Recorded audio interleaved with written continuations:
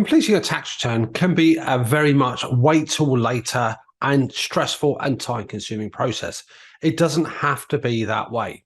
Getting your tax return done early, getting it done before the due deadline means you know what to pay, you minimize your stress and anxiety. It's that wonderful relief of knowing it's out of the way, and you can get on with your business and get on with your life. In this video, I'm going to be covering 4 key things for how to prepare your personal tax return for 21-22. I'm going to be looking at who needs to bother. So not every individual in the United Kingdom has to complete a UK tax return. What's some of the key information that you need to include within your personal tax return 21-22? Some of the things that business owners, the self-employed, can actually claim for. And finally, the key dates that you need to be aware of and paying the actual tax if any tax is due. In next week's video, by the way, folks, I'm going to dive deeper and go through a worked illustration of completing a personal tax return. This first session on how to complete your personal tax return 21-22 presents the framework and some of the key information that you need before you dive in and start entering information. Hi, folks. My name is Mahmood I'm a proud accountant. Hi folks, my name is Mahmood. I'm an accountant of over 28 years and I've helped thousands of businesses over the years make more money, increase their financial awareness, help them win more battles than they lose for what goes on between their ears, and help them get to the business that they desire and work very hard at. I'm also the proud author of the book, I Hate Numbers. It's a great book for self-employed SME businesses. And it's not just the number crunching part of running a business, but it's all the facets of how to deal with clients, what goes on between your ears, how to actually plan for the future, how to cope with those awkward conversations, as well as looking at some important aspects of numbers. I'd love it if you could subscribe, smash that subscribe button, keep in touch as we go through sharing weekly updates of what goes on in the world of business, accounts, numbers, and tax. Without further ado, let's crack on with the video. Now, the first thing we need to consider really is who actually needs to complete a tax return. Now, the main situations where a tax return is obligatory is if during 21-22, any of the following: if you are self-employed and you have sales and fees over £1,000 in that year, then you must complete a personal tax return. If you've got rental income of more than £2,500, now that's not profits, but that's rental income, then you must complete a tax return. If you are a higher paid employee, that is where your income is just over the £50,000 mark, and you've got income that hasn't been taxed, then you've got to complete a tax return. If you or your partner are higher rate taxpayers and you've received child benefit in that year, then you must complete a tax return. If your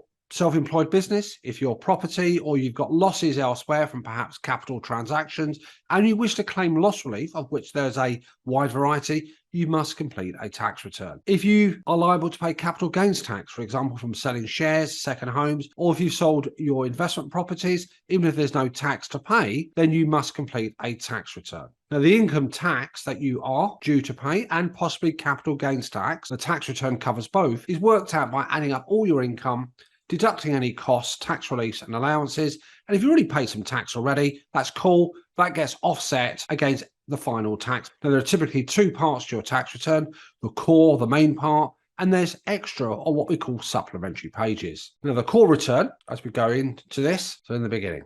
So what we have here, let's put it all on the screen. So the core return, as mentioned earlier, is where you provide personal details such as your unique tax reference, a 10-digit number, then your name, your date of birth, and also details of your savings incomes, any pension payments made, any gift aid claims, and if you wish to claim any transfer of marriage allowance. Now, the supplementary pages is where you provide details about your other income, not included in the main 8-page return. Typically, details about your employment income, your self-employed income, your self-employed profits, the turnover, the sales, and all the expenses claimed, any partnerships you've been involved in, UK property income, foreign income and gains, capital gains, and lastly, to indicate whether you are a non-UK resident or not. Now, before you do anything, you need to gather, I would recommend, all the information that you think will be relevant to go into your tax return. You obviously can stop and start, but I think a nice smooth process of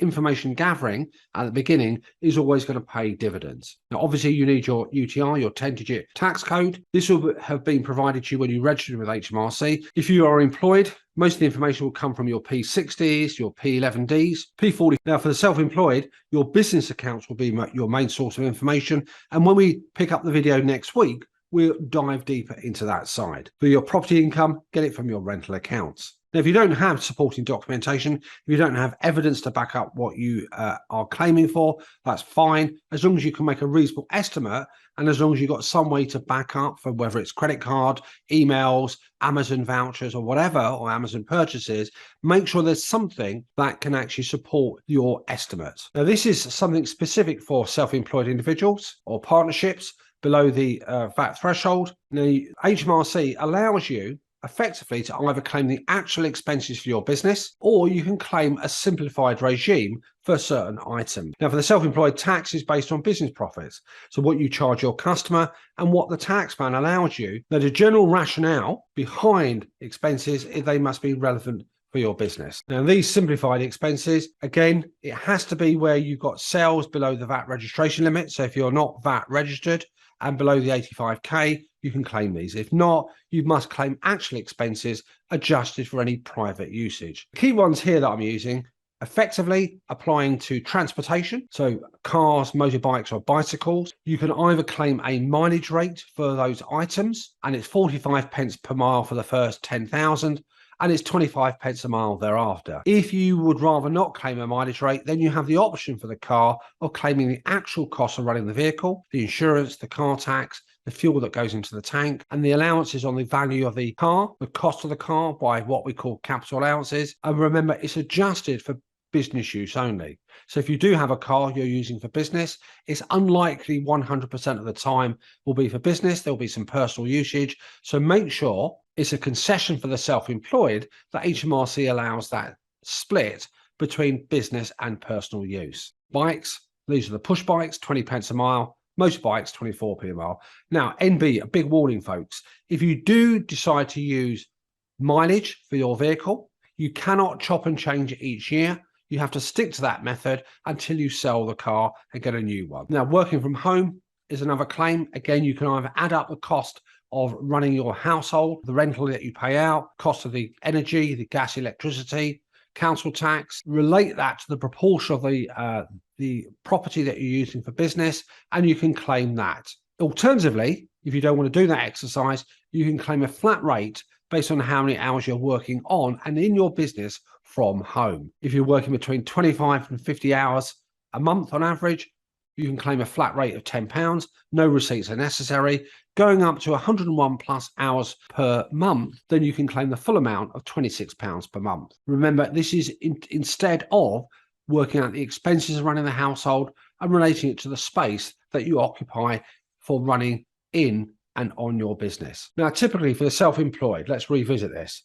The rationale is when you look at your business, think in terms of what do you spend money on in relation to supporting and running your business. Now, shared expenses, typically a sole trader, self-employed, somebody in partnership will be spending money, things like telephony costs, things like running their vehicle, and those will be split between personal and business. Now, HMRC allows, under concessionary rules, self-employed can split that between how much is business and how much is personal. Always worthwhile revisiting those percentages. Again, I would always caution against 100% claim as business, unless, for example, you've got a second phone and one phone is purely personal and one phone is purely business. Now, capital purchases, it's likely we'll be buying computers, buying things like telephony, handset, machinery, equipment. All those items are called capital purchases. Now, for tax purposes, we can claim what's called an annual allowance.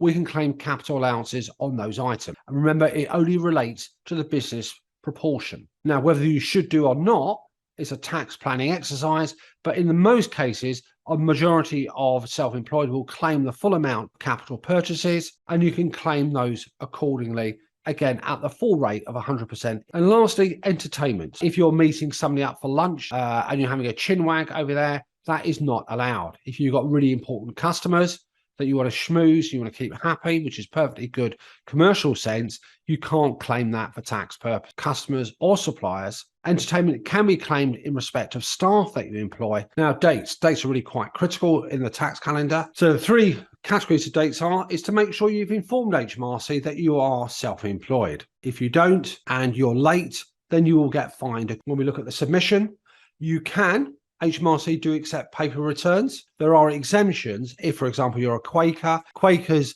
do not have to file online, or wouldn't do anyway, and therefore they are allowed an exemption and can file paper returns. All of us, apart from that, will have to file online, and that's what most people tend to do these days. Now, when it comes to that wonderful thing about payments, there's a few things. Now, if you haven't put money aside, it's likely if you've worked out your tax return and you've got an income above a certain level, you may owe tax. It's a bit of a shock, but remember, now folks, if for any reason you haven't started your tax return, it's going to be some time, but you want a snapshot of what your tax is going to be, let me recommend check out the I Hate Numbers resource page. We've got a variety of calculators there, and we've got a tax calculator for sole traders. So if you go in there, select the sole trader option, use the slider to go across there. Now, the payment that you've got to make whatever tax is due, plus you have to make what's called a payment on account.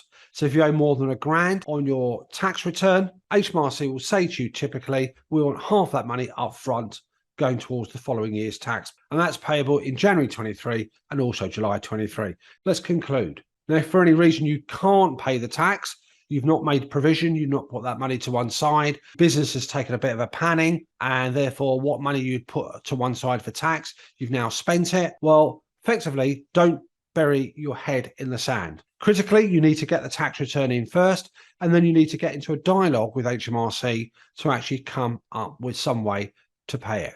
HMRC are likely to be very flexible, very receptive, and you can set up a time to pay to spread that cost. Remember, if you haven't submitted your tax return yet, remember, once you prepare and submit it, the tax that's due typically won't be paid until 31st of January 23. So the earlier you do it, the earlier you know what your exposure and what your liability will be. If you ignore that completely and you do that head in the sand stance and you ignore HMRC completely, you will get pursued and they will use external debt agencies. It is possible, by the way, still to set up payment plans online if you prefer not to use the communication of the telephone. If you'd rather deal with everything virtually, that provision is available for you. So folks, I hope you found that useful.